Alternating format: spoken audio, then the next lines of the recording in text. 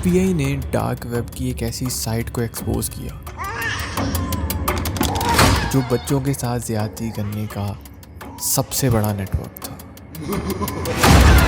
ये एक ऐसा प्लेटफॉर्म था जिसको जानने के बाद आपकी रूह कांप जाएगी। कैन यू इमेजिन कि 2 लाख लोग एक ऐसी ब्लैक मार्केट पे जा रहे हैं जहां सिर्फ इलीगल चीज़ें अवेलेबल है। –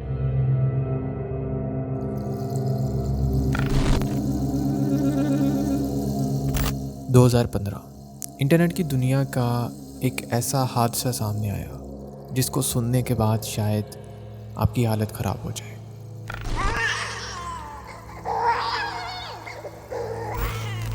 एफबीआई ने डार्क वेब की एक ऐसी साइट को एक्सपोज किया जो बच्चों के साथ ज्यादती करने का सबसे बड़ा नेटवर्क था।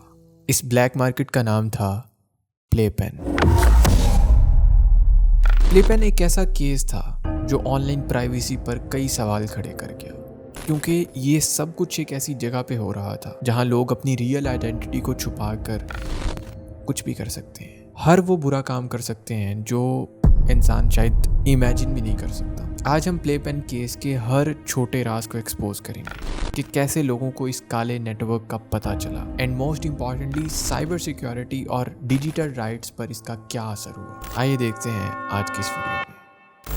डार्क वेब इंटरनेट की वो गहराई वाली जगह है जहां कॉमन यूजर्स की पहुंच नहीं होती। टोर जैसे इनक्रिप्टेड नेटवर्क्स का इस्तेमाल करके ही इस काली दुनिया को एक्सेस किया जा सकता है। ये वो जगह है जहां लोग अपनी पर्सनल आइडेंटिटी को छुपा कर रखते हैं और फेक आइडेंटिटी या एनोनिमिटी का फायदा उठाते हुए कई बुरे काम करते हैं। इसी छुपी हुई खौफनाक दुनिया में अगस्त 2014 में प्लेपेन नाम का एक प्लेटफॉर्म बनाया गया। ये एक ऐसा प्लेटफॉर्म था जिसको जानने के बाद आपकी रूह कांप जाएगी। प्लेपेन एक ब्लैक मार्केट थी जहां पे हर बुरा काम किया जाता था। प्लेपेन के स्टार्ट होने के कुछ ही महीनों के बाद इसके 2 लाख से भी ज़्यादा मेंबर्स हो गए। कैन यू इमेजिन कि 2 लाख लोग एक ऐसी ब्लैक मार्केट पे जा रहे हैं जहां सिर्फ इलीगल चीज़ें अवेलेबल है, एंड तब ये सिर्फ इसका स्टार्ट था। इस प्लेटफॉर्म पे सीपी यानी चाइल्ड जैसा मटेरियल खुलेआम शेयर और डिस्ट्रीब्यूट किया जाता था। इस नेटवर्क ने डार्क वेब की एनोनिमिटी का खुल के फायदा उठाया और कई महीनों तक ये लॉ इन्फोर्समेंट एजेंसीज की नज़रों से बच के घिनौनी हरकतें करता रहा। प्लेपेन मार्केट का सिस्टम इतना ज़्यादा एडवांस था कि लॉ इन्फोर्समेंट एजेंसीज के लिए भी मुश्किल था कि वो इनके यूज़र्स को ट्रैक और आइडेंटिफाई कर सके। ये प्लेटफॉर्म इस बात का जीता जागता सबूत है कि किस तरह लोग डार्क वेब की एनोनिमिटी और इसकी टेक्नोलॉजी को यूज़ करते हुए कई ऐसे डेंजरस और अनलॉफुल नेटवर्क्स को दुनिया भर में इस्टेब्लिश कर सकते हैं जहां मासूम बच्चों के साथ जुल्म होता है और किसी को कानों कान खबर भी नहीं होती।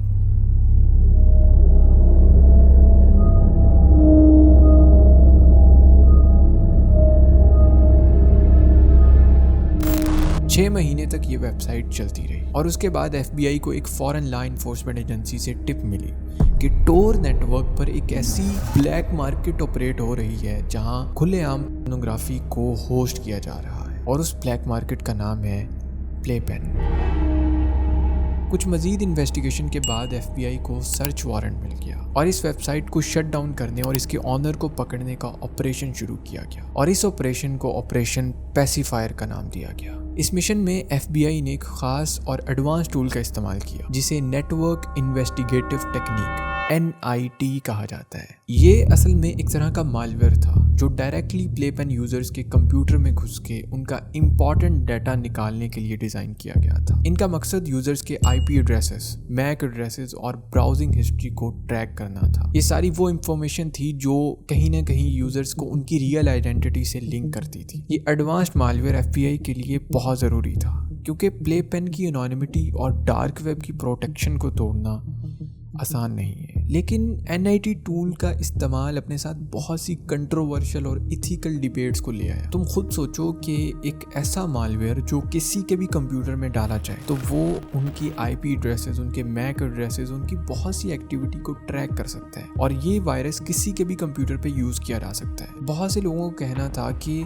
चाहे लोग किसी भी इलीगल एक्टिविटी में इन्वॉल्व हैं, लेकिन बिना इजाज़त के उनके कंप्यूटर में ये मालवेयर डालना गवर्नमेंट के लिए एक ख़तरनाक स्टेप हो सकता है। इसके अलावा लोगों का ये भी मानना था कि ऐसे टूल्स या फिर हैकिंग टेक्निक्स का यूज़ करते हुए किसी भी शख्स की प्राइवेसी को ब्रेक किया जा सकता है। ये लीगल और इथिकल डिबेट्स इस बात पर फोकस थी कि क्या लॉ इन्फोर्समेंट एजेंसीज को इस बात का हक है कि वो किसी भी शख्स के कंप्यूटर में बिना उसकी इजाज़त के घुस सकें, और क्या ये तरीका कॉन्स्टिट्यूशन के हिसाब से सही है या नहीं।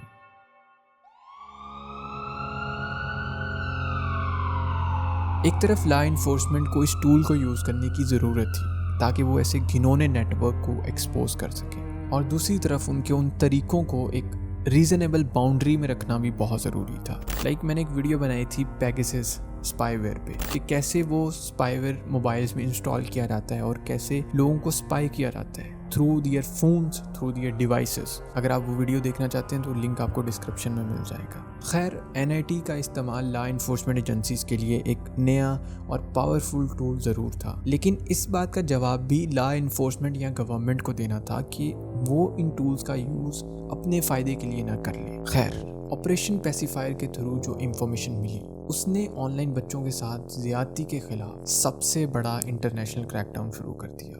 दुनिया भर में 900 से ज़्यादा लोगों को अरेस्ट किया गया, जिसमें साइट के एडमिन से लेके आम यूजर्स भी शामिल थे। इस ऑपरेशन में कई बच्चों को बचाया भी गया जो शायद आने वाले वक्त में चाइल्ड का टारगेट थे, और यही चीज़ इस ऑपरेशन की सबसे बड़ी कामयाबी थी। प्लेपेन केस ना सिर्फ ऑनलाइन चाइल्ड एक्सप्लॉयटेशन के खिलाफ कदम था, बल्कि इसने डिजिटल दुनिया के मुश्किल सवालात भी सामने रखे। इस केस ने यह बताया कि डार्क वेब जैसे हिडन प्लेटफॉर्म को कैसे टारगेट किया जा सकता है, लेकिन साथ ये भी बताया कि लॉ इन्फोर्समेंट और एक इंडिविजुअल यूज़र की प्राइवेसी के दरमियान एक बैलेंस रखना भी कितना ज़रूरी है। देखो, जैसे जैसे टेक्नोलॉजी बढ़ती है वैसे वैसे क्राइम करने के तरीके भी एडवांस हो जाते हैं, और इन साइबर क्राइम्स को रोकने के लिए हमें कई एडवांस्ड और नए टूल्स की ज़रूरत है। प्लेपेन केस की ख़ास बात जो मुझे लगी वो ये थी कि इसने लॉ इन्फोर्समेंट एजेंसीज को ये सिखाया कि ग्लोबल लेवल पर कोलैबोरेशन कितनी ज़रूरी है।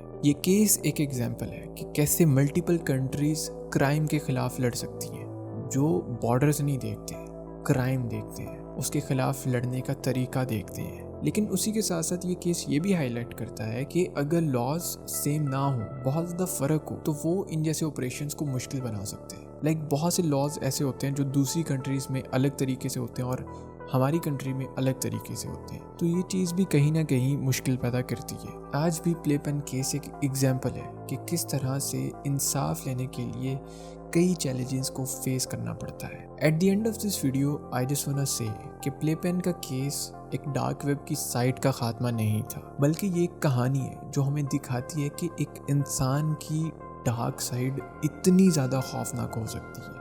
ये कहानी हमें ये भी बताती है कि टेक्नोलॉजी का इस्तेमाल हमारे लिए बेहतर ज़रूर हो सकता है, लेकिन उसी के साथ साथ उतना ही नुकसानदेह भी हो सकता है। जितनी ज़्यादा टेक्नोलॉजी बढ़ेगी उतने ही ज़्यादा साइबर क्राइम्स और क्राइम्स बढ़ेंगे। खैर, क्राइम्स कितने भी बढ़ जाएं, लेकिन एट द एंड उसका पर्दाफाश हो ही जाता है। डार्क वेब पे जितनी भी ब्लैक मार्केट्स थी वो ज़्यादा देर तक टिक नहीं पाती, वो कभी ना कभी शट डाउन हो जाती हैं। आई थिंक सो कि 2-3 साल ये मैक्सिमम टाइम है किसी डार्क वेब मार्केट प्लेस का सर्वाइव करना, उसके बाद उसको शट डाउन कर दिया जाता है। खैर, आई होप कि आपको ये वीडियो पसंद आई होगी। पसंद आई तो इस वीडियो को लाइक करें और शेयर करें अपने दोस्तों के साथ, ताकि वो भी इस डार्क केस को स्टडी कर सके। मिलता हूँ आप लोगों से नेक्स्ट वीडियो में। अपना बहुत ज़्यादा ख्याल रखिएगा, दुआ में याद रखिएगा। फेलिक्स को दीजिए इजाज़त। Good bye.